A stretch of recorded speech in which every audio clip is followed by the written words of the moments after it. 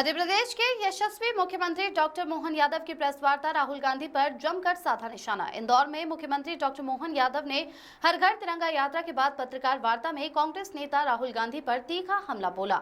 उन्होंने कहा कि पुणे की अदालत में सावरकर मानहानि मामले की सुनवाई के दौरान राहुल गांधी का जान का खतरा बताकर पेशी से बचने का दावा केवल सस्ती लोकप्रियता पाने की कोशिश है।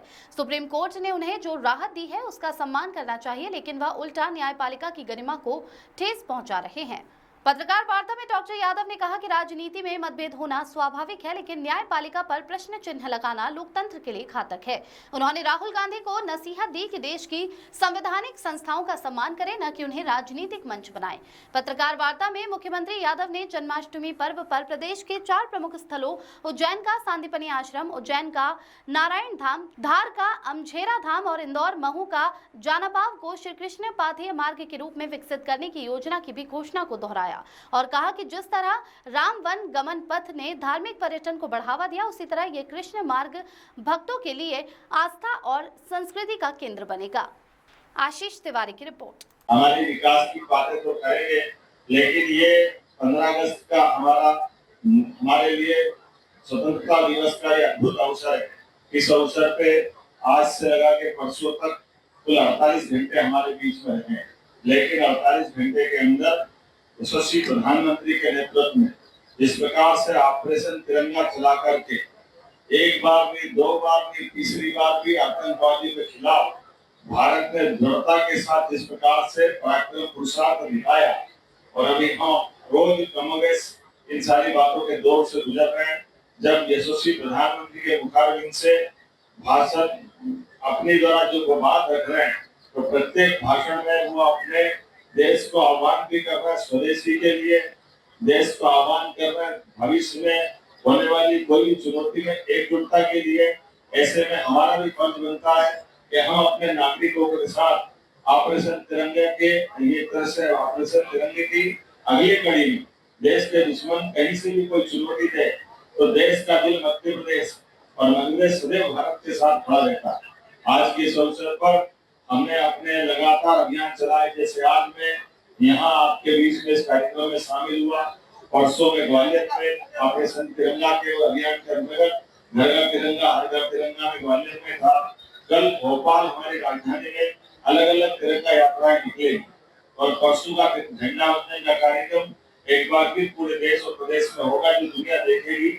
हम सब जान रहे हैं कि बदलते दौर में बहुत सारी परिस्थितियां बहुत तेजी से बदलती जा रही और तेजी से बदलती परिस्थिति में बड़े दुर्भाग्य के साथ कहना पड़ेगा कि राहुल गांधी जी और उनकी पार्टी को अपने इस प्रकार के घटनाक्रम, जैसे एक तरफ तो देश तिरंगा और सेनाओं को समर्पित पूरा वातावरण बना हुआ है, लेकिन अभी भी बजाय इस प्रकार के राष्ट्रभक्ति के माहौल के उनको राजनीति करने से वो बाज नहीं आ रहे। एक एक करके वो सारे कदम उठाते जा रहे, जिस कारण से कांग्रेस को अतीत में अपनी गलतियों की सजा उनको सत्ताएं खोकर के अपनी व्यवस्थाओं से बाहर होना पड़ा।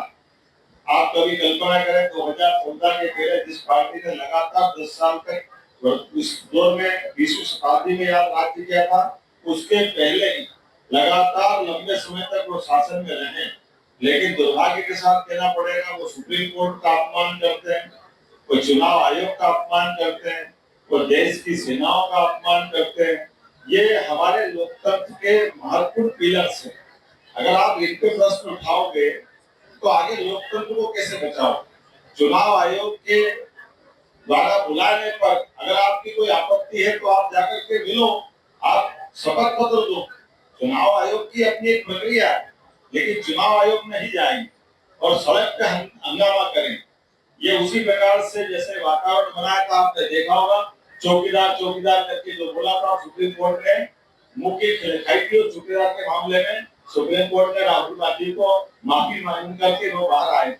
एक के बाद एक अपनी पार्टी के जनाधार को बनाने के लिए जिस प्रकार से वो माहौल बना रहे हैं, मैं मान के चलता हूँ कि 15 अगस्त की इस अच्छी वेला में कम से कम ये पूरे अभियान में शामिल हो और बाद में राजनीति करना तो जरूर करे, लेकिन वो ऐसा न करे जिसके कारण से लोकतंत्र खतरे में हो जाए और हमारे दुश्मनों की बातें खुल खिल जाए।